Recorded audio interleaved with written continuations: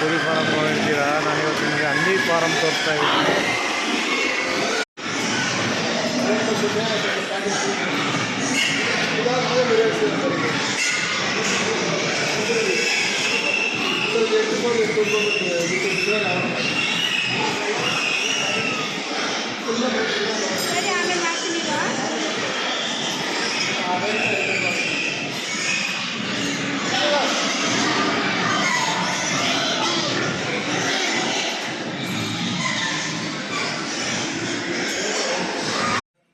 ಎಷ್ಟು ಮರಿಗಳು ಸಾಕಿದ್ದೀರಾ ಸರ್? ನಮ್ಮ ಹತ್ರ ಒಂದು 150ರಿಂದ 200 ಇದೆ.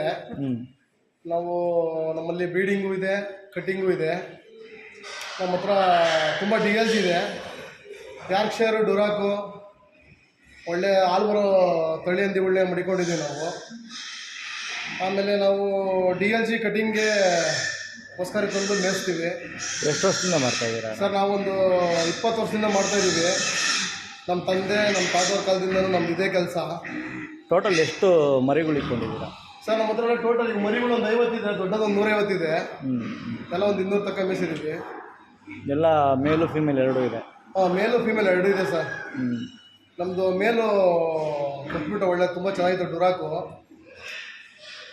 ಕೊಟ್ಟಿದ್ವಿ. ನಮಗೇನು ಹಂದಿ ಸಾಕಣೆ ಒಳಗೆ ಉತ್ತಮವಾದ ಫಲಿತಾಂಶ ಇದೆ. ಬಟ್ ASF ಅನ್ನೋ ಒಂದು ಕಾಯಿಲೆದಿಂದ ಹಂದಿ ಫಾರಮ್ ತುಂಬ ಮುಳುಗೋಗ್ತಿದ್ದಾರೆ.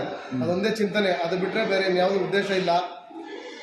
ನಮ್ಮ ಹೆಸರುಘಟ್ಟ ಹಂದಿ ಸಾಕಾಣಿಕೆ ಕೇಂದ್ರ ಇರ್ಬೋದು, ನಮ್ಮ ಹೆಬ್ಬಾಳ ಹಂದಿ ಸಾಕಾಣಿಕೆ ಕೇಂದ್ರ ಇರ್ಬೋದು, ಇವರು ವೈದ್ಯಕೀಯದಿಂದ ನಮಗೊಂದು ASFಗೆ ಒಂದು ಆದಷ್ಟು ಬೇಗ, ಯಾಕಂದರೆ ಆರ್ಥಿಕ ಪರಿಸ್ಥಿತಿ ಅವ್ರಿಗೆ ಗೊತ್ತು, ಇದಕ್ಕೊಂದು ಸೂಕ್ತವಾದ ವ್ಯವಸ್ಥೆ ಮಾಡಿ ಒಂದು ವ್ಯಾಕ್ಸಿನ್ ಒಂದು ವ್ಯವಸ್ಥೆ ಮಾಡಿಕೊಟ್ರೆ ನಮ್ಮ ರೈತರು ತುಂಬ ಆರಾಮಾಗಿರ್ತೀವಿ ಸರ್. ಆಮೇಲೆ ನಮಗೆ ಸರ್ಕಾರದಿಂದ ಯಾವುದೇ ಸೌಲಭ್ಯ ಇಲ್ಲ. ಸರ್ಕಾರದಿಂದ ನಮಗೆ ಸೌಲಭ್ಯ ಬೇಕು. ಇದ್ರ ಬಗ್ಗೆ ಯಾರು ಮಾತಾಡೋಲ್ಲ. ಹಂದಿ ಸಾಕಾಣಿಕೆ ಮಾಡಿ ಮಾಡಿ ಅಂತ ಹೇಳ್ತಾರೆ, ಯಾವ ರೀತಿ ಬೇಕೋ ಆ ರೀತಿ ಮಾಹಿತಿ ಕೊಡ್ತಾರೆ. ಈಗ ಹಂದಿ ಸಾಕಾಣಿಕೆ ಮಾಡೋ ರೈತರಿಗೆ ತುಂಬ ಕಷ್ಟ ಆಗಿದೆ. ಯಾಕೆಂದರೆ ASF ಆಫ್ರಿಕನ್ ಸ್ವೈನ್ ಫೀವರ್ ನಮ್ಮ ಎಮ್ಮಾರಿ ಕಾಯಿಲೆ ಬಂದು ತುಂಬ ರೈತರು ಇದರಿಂದ ತತ್ತರಿಸಿ ಹೋಗಿದ್ದಾರೆ. ಖಂಡಿತವಾಗಲೂ ದಯವಿಟ್ಟು ಹಂದಿ ಫಾರಮ್ ಮಾಡೋರು ಸೂಕ್ಷ್ಮವಾಗಿ ಗಮನಿಸಿ ಹಂದಿ ಫಾರಮ್ ಮಾಡಿ.